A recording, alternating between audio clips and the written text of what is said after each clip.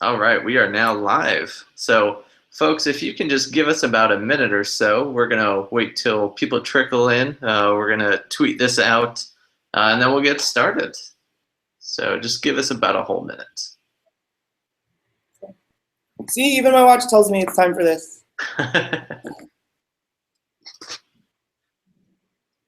So, since you're on the team, do you all get like special bands or anything? We do get in a lot of cool samples from accessory makers that build cool stuff for Pebble. Sure. I don't know. I'm pretty old school. I'm really liking the stock bands that we have come in. Right. The most I will probably remix my watch right now is I'll put the red band on the white watch and vice versa. And also a lot of the kind of photos we'll just take when we're doing stuff on social, just to make it more visual, will come from my wrist. And right now, like, we want to show people just with the watch as they'll get it. And then we'll let the community remix their watches, and then we'll show those off when they do their customizations. Sure.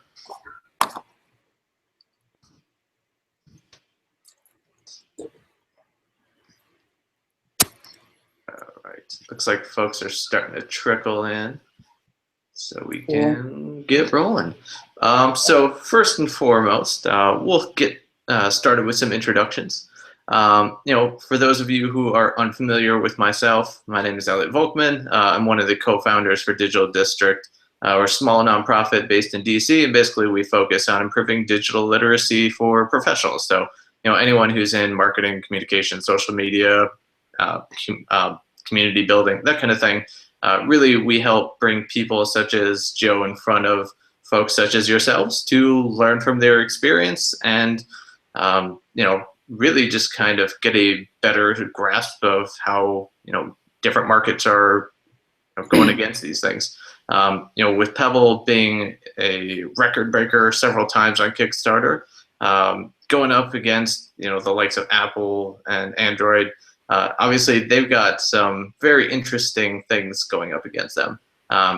Frankly, I'm a huge fan of Pebble, so I think this is going to be a great conversation. But really, let's get started. And Joe, why don't you introduce yourself and what you do over at Pebble? Sure. Hi, everyone. My name is Joe Kristoffer, and I run our community and social here at Pebble. I started with the team about 8 days into the first Kickstarter project. At the time, it was a team of 5 scrappy engineers that wanted to take what they wanted, the thing that they wanted to build themselves, and take it to the crowd on this new thing called Kickstarter. From then on, a community of 7,000 got us started and planted kind of the flag in wearables and smartwatches. And since then, I have been able to kind of be the bridge between our team and our community. I kind of get to tell the story that our team is telling between like this watch that we're trying to make and this ecosystem that we're trying to build, and getting as many people to give Pebble a shot and fall in love with it. And at the same time, I get to do the other part of that conversation is I get to meet our users, meet our fans, meet our supporters, and kind of be their champion here at HQ. Letting the company know what Pebblers want to see next, what they are loving, what they want to see make better. And over the course of these 3 years, as we've gone from the original Pebble to Pebble Steel and now Pebble Time and Time Steel, it's really thanks to that feedback from our community that we can be very confident that our approach to smartwatches and wearables is the best one, because it's what people are actually telling us will keep this watch on their wrists. Sure thing. So we hold a few things very kind of core and valuable to whatever any Pebble is going to be. But the things that we're going to fold in, now and into the future is based on what we're seeing from Pebblers themselves about why they love keeping, our stuff on their wrists. Awesome. So, before we really get into kind of what you all are doing over at Pebble, again, you have such a incredibly unique experience with all the things that are going on. What really brought you into working with Pebble? Like, where did you start getting into the digital space? So at the time when Eric was introduced to me by my good friend Alexis Ohanian, who was the co-founder of Reddit, I had been working on, I've been kind of like a high PR and social media consulting, and just by virtue of like the network that I was building, it was like a lot of YC companies, a lot of companies in tech space. When Eric's team was introduced to me, the way Alexis pitched it was, it's this team of 5 engineers. They've got something great. We think we're really proud of them as one of YC's first hardware startups. But they really love help in getting that grassroots, that's so important to YC companies, that grassroots feeling of, really getting it in the hands of the community and letting them help us drive the word of mouth and telling the story and spreading the love. So that's really kind of what interested me. It was this one company that we saw was making a very big splash, and it was a great opportunity to kind of take this and kind of make it your baby, right? Like, Sure. there's a lot of things that in the way Pebble speaks about itself and speaks to its customers that were, grown from those seeds of those first days. I couldn't ask for a better gig. That's kind of awesome. I mean, it's, I'm not fresh off college, but I'm not super into like my career. But the fact that you could say like, I have helped lay these foundations for a company that's now on, 1 million+ wrists is really cool. Yeah. Every time you see a Pebble, and that's I think also one thing that's cool about a hardware startup is the fact that you make a thing, you can see it on someone's wrist, and it's just it fires you up every time. Yeah, it's incredibly cool to see how much Pebble as an organization has grown. But so how has been working with Alexis? Obviously, this is going to be a great one since a lot of our questions actually came from the Pebble community or subreddit on Reddit. So yeah, I love our Pebble. They're so great. No, Alexis is amazing. He really has a really cool perspective on the power of the internet and the way it can bring people together who either have like-minded ideas or could never have realized that they could collaborate together on something that could be great. And the thing that he sees that about like the best sides of the internet, being able to build those bridges and make those connections, it's how kind of Pebble is growing itself, right? Exactly. I didn't spend a lot of time in Canada. I didn't go to the University of Waterloo, but thanks to these ways that we're connecting each other just from like YC and the web. Actually, fun fact, the first year I was working with Pebble, I had not met the team or Eric in person until we did a meetup in New York, because I was based in Brooklyn at the time. Oh, wow. So it wasn't until a month after we started shipping the watches and we had Eric do his first like East Coast meetup was the first time I actually met Eric in person. Oh, that's crazy. Yeah. Oh, but that's cool. I mean, obviously, with the power of the internet, there's hundreds of different collaboration tools which make it easy to communicate. And, that's actually a pretty great way to start this conversation with, how you interact with folks. So what kind of platforms do you all currently use to interact with the users, be it the Kickstarter platform, Twitter, Facebook, across the board? Right now, when it comes to maintaining our relationships online, besides usual email distributions and our support dashboard where people come in like via desk, our main channels will be right now our Kickstarter updates. We have a blog, and then we're most active on Facebook, Twitter, Instagram, and our subreddit. We also have our own Pebble forums.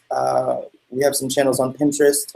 When we're doing live events, we'll tell stories on Snapchat as well. Part of it is right now we want to maintain like some of these core channels that we're on and do that really well.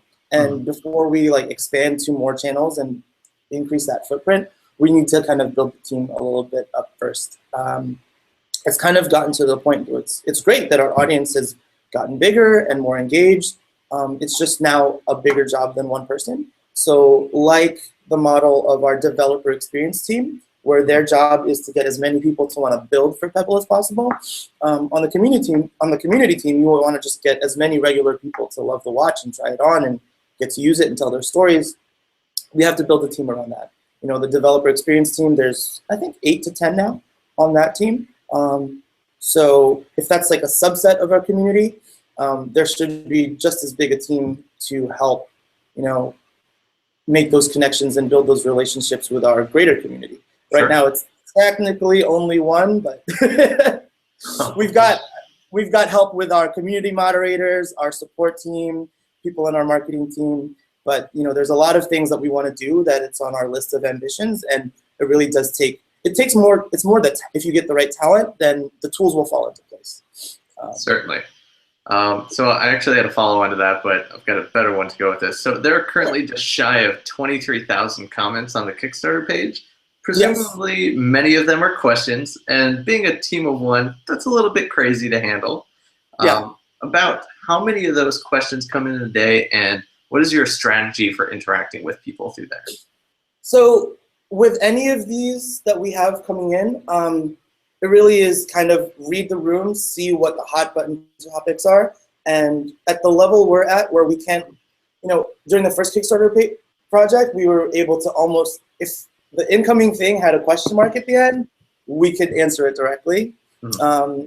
Now it's more like absorbing what's come in, find the common threads, and so the next time you post an update or a FAQ or a tweet or anything, a blog post, you're covering the big bases that people have been asking for.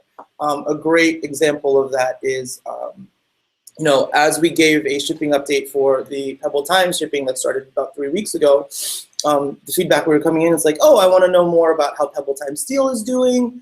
I want to know more about bringing the new timeline interface to the legacy Pebbles, the original Pebble Steel. So those are the things that are now like on my list to be like, okay, our next update, these are the things we need to talk about. And so now that's when I'm sitting with those teams. It's like, okay, we've got some Pebble Time Steel production samples in, like what can we share about that? What can we do about show and tell about the timeline and roadmap for bringing the new interface to the older watches? So stuff like that. It's really like, it's a lot of listening and then processing, and then before you broadcast, make sure what you're saying and what you're sharing and showing and telling is peak stuff that your community wants to hear. Certainly, and obviously so it takes a little time, right? Each step takes a little while, but I'm more focused in right now, instead of like just volume, making sure it's really high quality information that we're passing along to our community. Yeah, and I think the reality is that's really the only way you can feasibly doing it, when you have 23,000 questions or so coming in, and there's literally just you. And obviously you have like some support teams, but volume is not going to be a reality at that point. So in the last 3 years, just looking at our Twitter, we have pushed out over 57,000 tweets. I want to say 80% of those were like direct replies to people. It's less, and the last 20% was, broadcasting and just kind of pushing out information into the world. Mm-hmm. But, that's something that I think is really cool and special about Pebble. We try to make any interaction, whether it's a mass interaction or a one-on-one interaction, feel very human. We really want Pebblers, fans, supporters to feel like they're talking to someone with like a brain, a head, and a heart, and a beating pulse behind the profile photo. Yeah, I'd say that makes a lot of sense. So, of those like 57,000 plus tweets, is that mostly really you, or do you actually have like a couple of folks can occasionally go in and help? Not yet. I want to say. Maybe so what you're saying is I should be sending you a case of beer after this. Beer, wine, whatever you want. Anything to up my BMP, it'll be great. Something to unwind.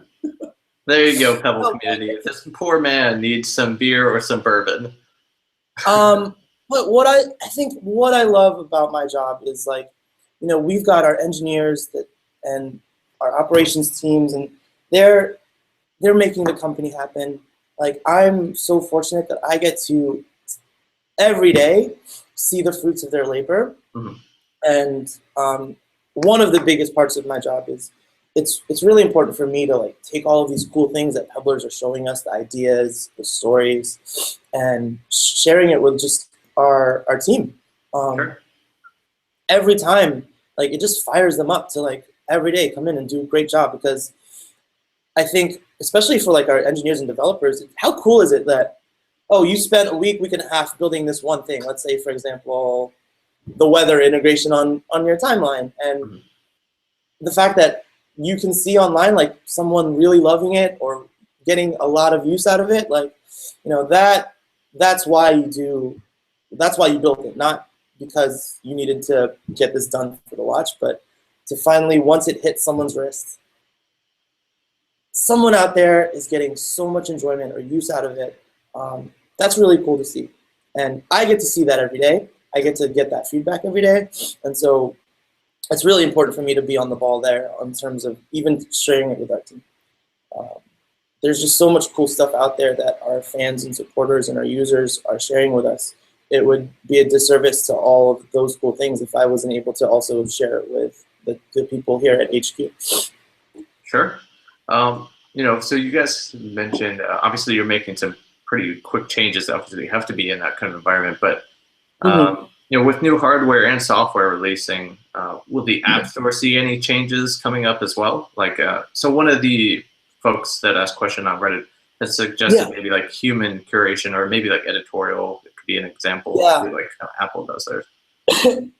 So one of the biggest things, it's like, there's even me just hopping in on our social channels. I'll find new things, cool new things you can do with your Pebble every day, whether it's an app that's in the App Store that someone just built, or like a cool remix of the way that you're using the watch that helps you do something useful. So for us, that discovery portion is really important. And so now that we've got the mobile app ready to go in terms of like the core functions, definitely discovery is going to be a big thing. Curated lists of like, as soon as you get your Pebble, we want you to fall in love with it as soon as possible. It's up to us to keep feeding, you know, you as a user, the cool things you can do with your watch, things that you didn't realize that you could do with your watch. For example, like, you know, for us, we could be kind of in our bubble being like, oh yeah, Misfit being activity tracking, that's old news. But what you'll see, it's like, you know, when you're getting new users and new people trying your stuff every day, these cool things that you thought were old hat can also sound very new to someone else. So definitely, like, on kind of the App Store side, making it easier for you to find cool stuff to do with your watch that doesn't involve too much work on our part to get it together is super, super important. Sure. So AJ on Twitter asked, what programming languages is the Pebble OS interface built with? I believe the SDK is a C SDK. I am probably not going to be the best resource for that, but there's an amazing, amazing Twitter account called Pebble Dev, Pebble DEV, and that's our developer experience team. And they're super responsive on Twitter. They're super responsive on the Pebble Dev. There's also a Pebble Dev subreddit. So if you go to r/Pebble Dev, our developer experience team is there too. And any kind of technical questions about our ecosystem, our operating system, and firmware, they can help you out. But I do know that the SDK is a C SDK. And those who aren't super familiar with C can also, a lot of our developers use one of our team members' tools called Cloud Pebble. And it's a great IDE for, you know, building apps and watch faces that's cloud-based. Sure. So follow on from AJ. He says, the question on everyone's mind, when will Pebble Time be available for pre-order outside of, you know, now that Kickstarter's campaign is funded? Actually, his timing was really good. We're actually this week setting the table for announcing that. Right now, we're asking people to just go to pebble.com, and there's just a little email list for us to buzz you. We'll be sending something to that email list, hopefully within the week, early next week, if not this week. But I think what's safe to say is those who missed us on Kickstarter and are super interested in about getting Pebble Time afterwards for like general traditional sales, midsummer, you should start seeing more Pebbles on wrists. That's awesome. All right. Great timing. Awesome question. Right? It's like the next thing I'm drafting after this. Exactly. Hey, I'll be in that list too. Um, so you all have a robust and growing community of developers in addition to a huge growing user base. Yeah. What are the differences between the two groups and how do you manage them separately? Okay. So we do have these two groups, and I think right what we're doing is we do have resources and channels that are focused for both audiences, right? Mm-hmm. So if you're trying to build for Pebble, you go to sdk.getpebble.com. You have a subreddit devoted to you. We've got a Twitter account devoted to you. And at the same time, just on the user consumer side, just trying to find cool stuff to do with my watch, get to know other Pebblers. We have our other official channels like the subreddit, Facebook, Twitter, emailing us directly, our blog. So right now, we definitely make sure in terms of the content we're pushing out, there's distinct places you can go that are focused to what you're interested in. So it's not just this huge smorgasbord. There's going to be a little bit of cross content in terms of oh, if you have a big Kickstarter update, yeah, our help channel, our developer channel, our official channel is going to push all that out to everyone just to make sure it's if it's a universal message. But yeah, we make sure we also have these discrete channels to speak to the audiences that are interested in more specialized things. Sure. Yeah, that makes a great deal of sense. So one person, I think, it was on Reddit, had asked, what is your current software based for your internal forum, for your owned media? For an internal forum? Yeah. We currently use vanilla forums. We are looking to find tools that help us kind of manage our community there a little bit better. So that might change in the next 6 months to a year. But right now, I want to say doing an even better job than we're doing right now on our core channels of Facebook, Twitter, blog, email is probably higher up on the to-do list before we start addressing those other channels. Sure. Honestly, for me, and I don't say this with any shame at all, meeting other Pebblers, right now the coolest resource is our Pebble, our subreddit.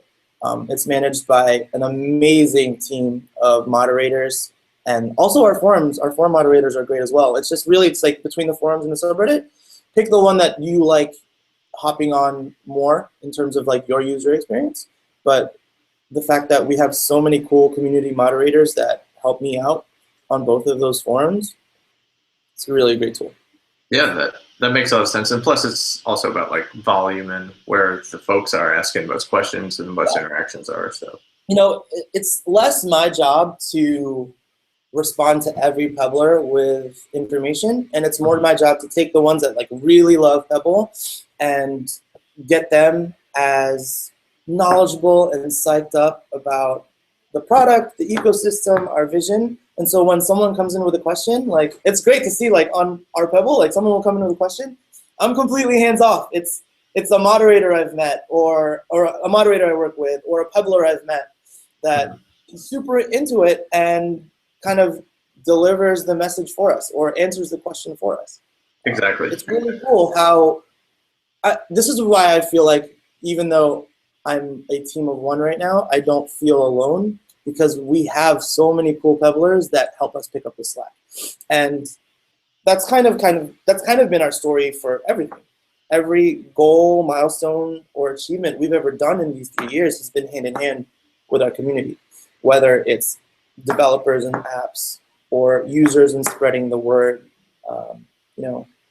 I think most of the time someone else has tried a Pebble is because someone they know loved it and was like, yeah, you should totally get on this.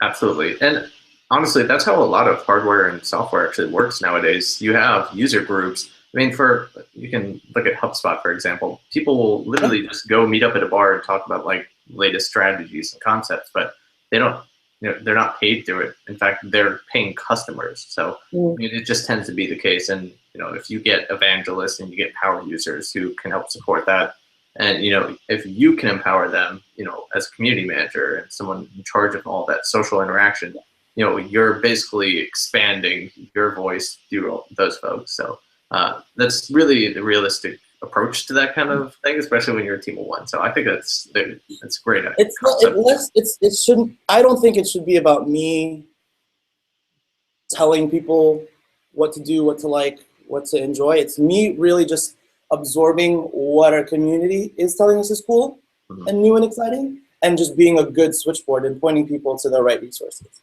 I think you don't really have a community until your community is talking about you without you prompting them. And now that we're at that level, it's like, it's awesome. Now it's just like there's these different pockets that are having these different conversations about cool ways to use Pebble or be a part of this community. And I just have to listen really well. And as new people come in, like make them feel welcome and point them in the right direction of where these conversations are happening. Sure.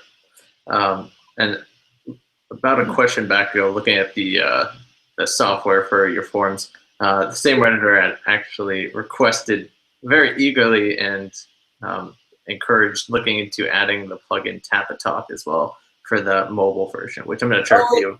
Was that from Protonus? That's it. Or her, either. Hey, Protonus.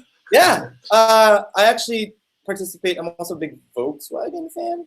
So I actually participate in a forum that's Volkswagen focused, and they use Tap to Talk. It's definitely on our short list of things to add on. I feel like it might be pretty easy. So thanks, Protonus. He's super active on the subreddit. So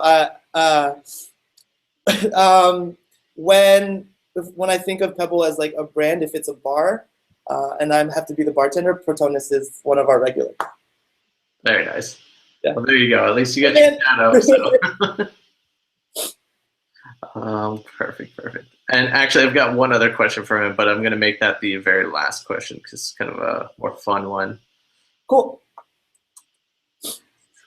All right. So, personally, I've backed a ton of different things on Kickstarter and Indiegogo. So I'm well acquainted with kind of the risks that are involved. Regardless of stating up front that there are always possibilities that something will throw a wrench in the production machine, there's bound to be something that causes extra issues. But obviously, even if you're presenting risk up front, you're still going to get a lot of questions from users. For me personally, I should never have made this decision, but I backed the Moda Smart Ring. This is ugly contraption, but anyways, so they are just delayed. So, how do you prioritize and respond to those type of situations? Which, a lot of the questions that we did ask are, now that Pebble Time is, shipping, is Pebble Time Steel on track, and how do you really manage those questions and responses? I think right now, considering the size and complexity of our logistics operation of just getting this thing we made and then home to someone safely. For us right now, it's like 3 phases. It's like listen, process, and then broadcast. So whenever we'll push out an update, we'll see what's coming in for, at the end, like whenever we sign off, it's like, be sure to tell us what you're liking and what you want to see next. And then we get that feedback. And so there's that, we spend time to listen, see what the hot button questions are, what they've been asking about. And then once I've got that sense, it's like, okay, time to process all of that. So that means like buzzing in and checking in with like the different teams that would be involved in getting that knowledge. And then being able to weave it together into making sure it's like super accurate. I'm giving as much information as I can, and then weaving it into something that's digestible and like isn't a super TLDR thing, just giving them the facts, making it fun and to look at and read, and then putting it out. Sure. So that's kind of the way we're doing it right now. Even just as example of like the last few Kickstarter updates we pushed, we were talking about Pebble Time shipping, an update on that, an update on when we're going to get that finished, like by June 21st. All of our Pebble Time backers will have their tracking numbers. So like the feedback we get from that is like, how's Pebble Time Steel doing? How is the roadmap for getting the new timeline interface to the legacy Pebble and Pebble Steel looking? So that's where from all of that listening, now I'm currently like in processing mode, right? I'm checking in with the teams to get the information that I need. So for the next update, yeah, we can start talking about a little show and tell for Pebble Time Steel. We've got some production samples in, and they're looking really good. And so I'm just trying to steal a few units, take some pretty pictures, and then also talk about maybe giving a little bit more clarity as to when the timeline interface could be brought in. But that's like a very real example of, let's say, like what I'm prioritizing for the week in terms of letting pebblers know what they want to hear. I think the worst thing I can do is feel so rushed by the volume of the questions that are coming in. That's like, oh my God, you know, I gotta tell these people now. And then I'll like rush it. I'll get some information that might be half-baked or not fully reported, and then put it out and then have to backtrack and apologize. Like, sorry guys, I know you got super excited, but it's actually this. So for me, I know it sometimes I will get a little heat and flack if it's taking a little longer than it should, but I'd rather share stuff that's right and accurate than rushed and then have to be corrected afterwards. And I mean, we'll fall on our face a lot of times and sometimes put something out that, you know, maybe not on a huge scale, but needs correction a little bit later, or a little bit later gets more clarity. For example, maybe like 3 updates ago, we said we're looking at mid-June for all of the tracking numbers to go out. And then a little bit later, 2 updates later, we got some more clarity, and it's like, okay, yeah, the hard date is probably around June 21st, all the things could go out. So it's like, okay, that's still mid-June, still within like the ballpark. But, you know, it's, as I get more clarity, so will our community, right? That's kind of how it works. Certainly. And plus, you know, you all were just under 80,000 backers, which, you know, that's a lot of hardware to be shipping out. So it's, I mean, yeah. If I could snap my fingers and get these out yesterday, we would. It's in our best interest to get everything out as fast as possible. So that's what we're going to do. Absolutely. So we are just at the half-hour mark. So I've got one last question for you. We do have a bunch of others, but Sure. you know, we won't. You know, unfortunately, you can start a thread on the subreddit if you want, and we could jump in. So there, we actually have a thread there. So there's quite a few questions in there that we rolled through. So feel free to go through there. And then, you know, people can always harass you on Twitter too. I don't want to call it harassing. I would call it buzzing in. Okay. I love talking to pebblers. Fair enough. I know I was doing that when we were at South by Southwest. I was definitely bothering you on Twitter on purpose. No, you weren't. Of course. Get out of here. Yeah. So for our last question from Protonus, he says, so you see me in the streets and walk up to greet me, fist bump, handshake, high five, or something else? It would probably start off with a hug and then flip a coin, high five, or fist bump. But I'm a big hugger. I'm a huge hugger. I don't know why. It creeps out some people, but whatever. YOLO.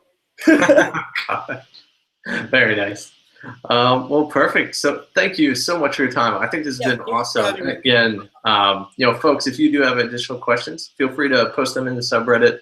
For those of you who, you know, some of my folks might not be Redditors, which is very possible from Digital District.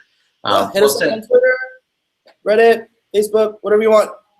Awesome. We got you. Thanks, man. I really appreciate this. I think it's been really cool. Yeah, don't be a stranger. We should do this again sometime. Yeah, certainly, man. Maybe we'll ship you out to DC and we'll put you on a in-person panel. Oh, I'd love to get back home, spend some time. It'd be good. Hey, we'll do it. Little bench chili bowl. Yeah, of course. All right, cool. All right, have a good one, man. Thanks.